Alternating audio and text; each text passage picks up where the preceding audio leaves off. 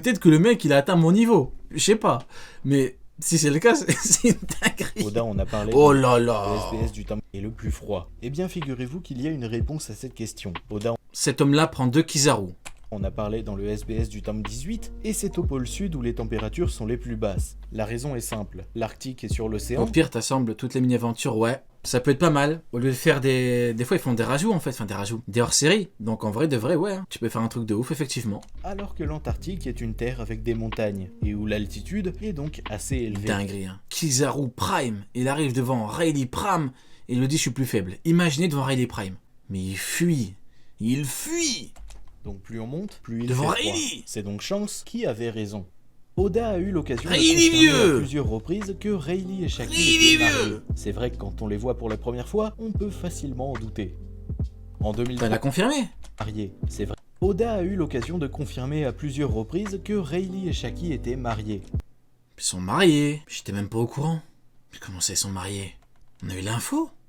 La plupart des trucs, je connais, mais Rayleigh est marié avec Shaki. Il vient d'où l'info? Dans un SBS? C'est récent ou pas? Pourquoi je suis passé à côté, moi, alors que c'est Rayleigh vieux, normalement? Normalement, tout ce qui est lié de près ou de loin à Rayleigh vieux, je le connais par cœur, hein. Bon, vous me direz, sa vie sentimentale, c'est pas très important. Mais c'est rare, hein. Franchement, les Rayleigh, les Roger, tous ces mecs... Alors là... C'est vrai que quand on les voit pour la première fois, on peut facilement en douter. En 2003, on a pu voir naître une réplique du Vogue Mary. Le bateau n'est sûrement pas fonctionnel puisque c'est avant tout une pièce d'exposition, mais aujourd'hui, à l'occasion de la série live action de Netflix, le bateau ressemble à ça. Lors de l'exécution de Roger il y a Mihawk 24 ans, Mihawk, il est là! Il est là, Mihawk, enfin! Mihawk avait 19 ans Pas le meilleur épiste au monde. c'était déjà son Kokuto Yoru. Tu sais, là, tu crois, c'est un truc de ouf, hein. Tu crois il va combattre Kaido, Barbe Blanche, Shanks, il combat Zoro, qui était plus faible que Dasmones.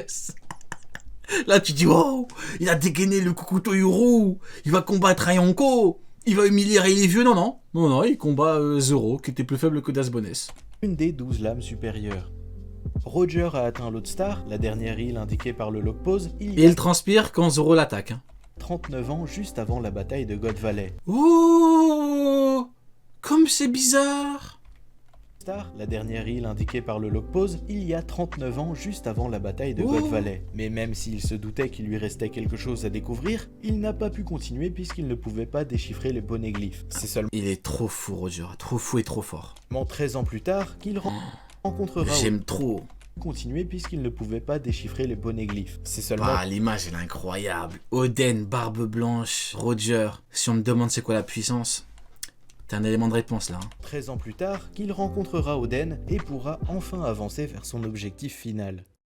Pour fabriquer ses robots, Franky utilise Oh, comment ils font semblant, ceux qui disent oui, mais Roger, c'est pas de la puissance, parce qu'il a eu besoin d'Oden. Mais comment vous faites semblant? Oh, mais quelle horreur, mais n'avez-vous pas honte de faire autant semblant? Mais franchement, des fois vous vous dites pas, ouais, j'abuse, je fais un peu trop semblant, vous vous remettez jamais en question. Bordel, mais c'est peut-être parce qu'il est archi puissant, entre autres qu'Oden le suit, et qu'il est archi puissant qu'il peut faire ce qu'il veut dans le monde. Je sais pas. On souffle. du Wapo Metal. Ah, mais sans Oden, c'est comme Luffy avec Robin. Mais si Doflamingo l'a battu, si Doflamingo le bat, bah c'est terminé. Merde, alors les mecs, arrêtez de faire semblant. Un type de métal à mémoire de forme découvert par Wapol. C'est notamment cette découverte qui lui a permis de se remettre de sa défaite face à Luffy et d'obtenir son propre royaume et une place au sein du gouvernement mondial. Je trouve ça marrant que le principal power-up d'un Mugiwara soit fait grâce à un ennemi des plus détestables. Si Smoker est surnommé le chien sauvage de la marine, c'est parce qu'il est tout le D'ailleurs, temps... Roger, il a choqué Oden. Hein. Rappelez-vous, hein, Kamusari. Hein. Oden, il est arrivé, boum, Kamusari l'a choqué. Il l'a choqué avec quoi? Parce qu'il est fort au Uno. Parce qu'il est fort, il fait des tours de magie avec ses cartes. Il a choqué avec un Kamusari, les mecs. Il a mis un Kamusari, c'est shit dessus, Oden. Ça, c'est factuel. énervé envers ses supérieurs. Oden, il a couru vers Barbe Blanche. Barbe Blanche a transpiré, il a dit merde, il y a un truc de ouf qui vient. Roger, c'est quoi? Il a couru, boum, il lui a mis un coup. Il lui a chié dessus. Trépas divin, les mecs. Trépas divin. C'est pas le trépas de Don Shinjao. Hein. C'est trépas divin. Brook a 90 ans, ce qui fait qu'il est plus vieux que Roger, Barbe Blanche, Sengoku et tous ceux de l'ancienne D'ailleurs, en vrai, Roger, il peut partir voir le père de... Il peut partir voir le père d'Oden. Il le force à venir pour lire les poneglyphes. Il va voir Clover, il lui met 2 claques, il lui dit tu viens, tu vas lire mes poneglyphes. Hein. En vrai de vrai, Roger était gentil. Hein. En vrai de vrai, si vraiment c'était un méchant, Roger, il y avait des moyens de lire les poneglyphes hors Oden. Hein. Attention, ouais, c'est grâce à Oden. Bon alors là, il va voir des mecs, il leur met des claques, il dit maintenant tu viens. Même pas, il parle même pas, il envoie Rayleigh Prime. Il envoie Rayleigh Prime pour choper les mecs qui savent lire. Ah ouais les mecs. Narration. Malgré tout, c'est là qu'on se rend compte de la tragédie de son passé. Il a beau avoir vécu plus longtemps que beaucoup de gens, il ne connaît rien des époques qu'il a traversées, puisqu'il était seul, au milieu de nulle part, sans aucun moyen de partir. Il a littéralement perdu 50 ans de sa vie. Dans l'arc Thriller Bark, Nami a été forcée de porter une robe de mariage parce qu'Absalom... Même Gaban, mais oui, il envoie Peter Moo. Il envoie Peter Moo, là, le mec de son équipage. Il l'envoie, il ramène Clover. Par la peau des fesses, il le ramène. Quand la navigatrice s'est réveillée, elle a sûrement volé les premiers habits qu'elle a trouvés parce que quand on la revoit, elle porte un t-shirt avec le joli Roger de Perona. Oden Kozuki est né un 22 février, le roi. Qui est aussi la journée nationale de l'Oden au Japon. Jusque-là, rien de bien fou, Oda a l'habitude de faire ce genre de référence, mais ce qui est vraiment cool ici, c'est que le chapitre 972, qui montre la mort du samouraï, a été publié le 22 février 2020.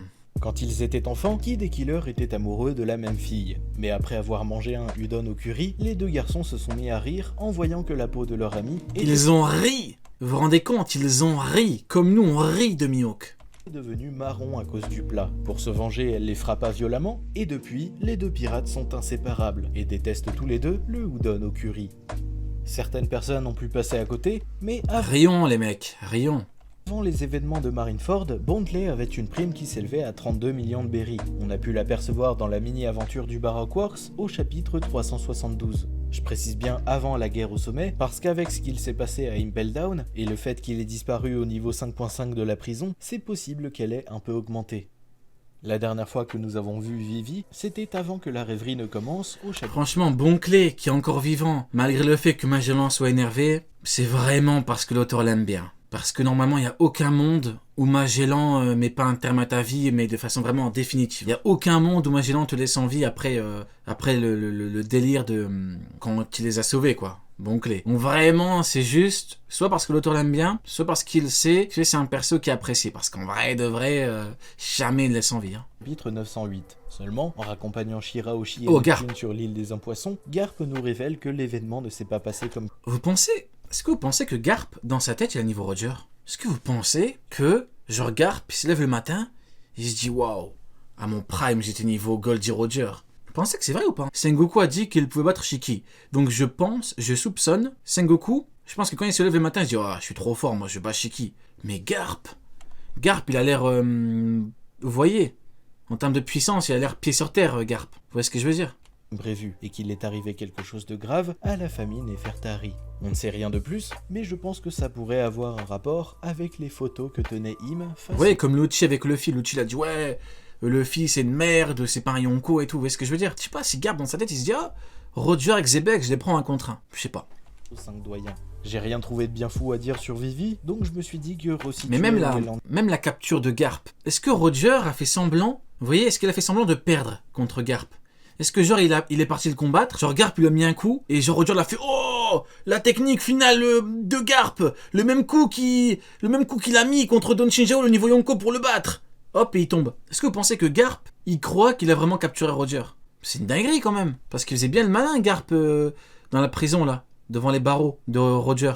Il a fait genre non, je prends pas ton fils et tout. Donc est-ce qu'il a fait genre oh le coup de Garp, le légal de Xebec? C'est une bonne question, c'est une bonne problématique.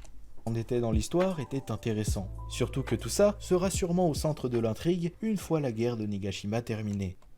Comme vous le savez, l'équipage de Kaido est majoritairement composé de différents jeux de cartes. Ryu aka Doflamingo, l'homme qui manipule. On retrouve le roi, la reine, le valet, bref, vous savez déjà tout ça. Mais si Oda a surnommé Doflamingo Joker, ce n'est pas pour rien, puisqu'à la base, il voulait faire de lui un puissant adversaire pendant la guerre de Nigashima aux côtés du roi des bêtes. L'auteur ajoute à cette anecdote qu'ils ont bien fait de l'éliminer avant la bataille finale. C'est bien qu'ils aient pu vaincre l'ennemi Sicorias avant le début de la bataille finale.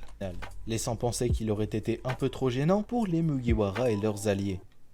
La ressemblance de Marco avec les ananas, notamment par rapport à sa coupe de cheveux, ou même le fait que ce soit son fruit préféré, n'est pas forcément anodine, puisque dans un ancien japonais, on pouvait traduire le nom du fruit par poire du phénix, ce qui sonne plutôt bien avec les pouvoirs de son fruit du démon. Jinbei est pour l'instant la dernière recrue de Luffy au sein de son équipage. Mais à la base, ça devait être tout l'inverse. En fait, au début de l'histoire, Oda le pensait comme un antagoniste qui tirait les ficelles derrière les plans d'Arlong. C'est sûrement pour cette raison que Yosaku nous en avait parlé au... L'un d'entre eux se nomme Jinbei. En échange de son affiliation au corps des Shichibukai, Jinbei a envoyé dans East Blue le plus dangereux de ses hommes. Ah ouais. Donc Jinbei, il est devenu... C'est le mec qui veut tirer sur Jinbei. Donc Jinbei, il est devenu Shichibukai en baissant son slip devant la marine et en envoyant son homme le plus fort, il s'appelle Arlong, sur East Blue. Mais n'as-tu pas honte, Jinbei? Au chapitre 69. C'était certainement pour l'introduire et l'affronter plus tard. Au final, les plans de l'auteur ont complètement changé. Les color straps de Miss Golden Week ont des effets différents en fonction des couleurs qu'elle choisit, mais quand elle utilise toutes les couleurs de l'arc-en-ciel, Ah ouais, elle l'a fait sur Crocodile. elle peut réaliser les rêves des personnes qu'elle vise. Ainsi, on a pu voir que le plus grand désir de Crocodile était de devenir le Roi des pirates, et oui, comme dans le databook. Moria, Crocodile, Mihawk ont toujours voulu être roi des pirates, mais ils ont abandonné. Ils ont abandonné. Regardez Moria. Moria, il voulait atteindre ce but avec son truc final, avec Oz, avec plein de trucs. Parce que, en termes de puissance individuelle, il sait qu'il peut pas. Il le sait, il aurait jamais pu. Donc il comptait, vous voyez, comme Big Mom. Big Mom au niveau individuel, elle sait qu'elle a le même niveau que les autres, Yonko. Donc elle avait besoin des géants. Parce qu'au roi des pirates, tu peux, au final, si individuellement t'es extrêmement fort et que t'as une armée de ouf, tu peux écraser tout le monde, c'est possible. On voit bien que dans l'œuvre, ça marche pas comme ça. On voit bien que dans l'œuvre, au final, c'est toujours le plus fort au niveau individuel, comme Luffy contre Kaido, au final. C'est pas sur l'armée que ça s'est joué. Les armées se sont, entre guillemets, combattues, et puis après t'as Luffy qui bat Kaido. Mais Moria, il avait un plan. Crocodile, il voulait avec quoi? Pluton. Mais Mihawk, il avait pas de plan. Parce que lui, il a abandonné. Mihawk, il a clairement abandonné. Eux, ils voulaient encore avoir des subterfuges et tout, mais dans tous les cas, ils auraient perdu. En vrai, Mihawk, il a abandonné clairement. Il a dit, je peux pas. Roi des pirates, je peux pas. Je suis pas assez fort pour avoir un équipage de ouf. Je suis pas assez fort pour battre des mecs archi forts. Il va faire comment avec des babouins? Il peut pas, il a lâché ça, Mihawk. Et que celui de Mr. One était de devenir un super-héros. Mr. One, il veut être un super-héros. Ah oui, c'est vrai. C'est quoi ce flow là, Mr. One? Qu'est-ce que c'est que ça, Mr. One? Pourquoi t'es en slibard? Pourquoi t'es en slip? Mais c'est une dinguerie. Ce qu'il fait. Robin a toujours des bonbons avec elle pour pouvoir en donner à Chopper quand il en a envie. On peut d'ailleurs les voir dans ses affaires au chapitre 711 juste là.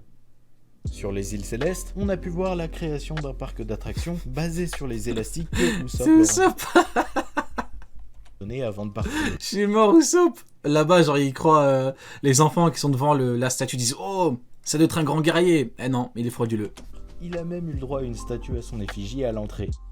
Katakuri est le nom d'une plante qu'on appelle chez nous dent de chien, en raison de la forme de ses pétales. Mais si les traducteurs des éditions de Glénat ont choisi de traduire le nom du fils de Big Mom, ce n'est évidemment pas pour rien. Lors d'une interview de BFM sur leur chaîne Twitch... Hey, regardez Yaki. Hey, invité Benoît Huot, éditeur chez la maison d'édition de One Piece en France... Comment on se retrouve?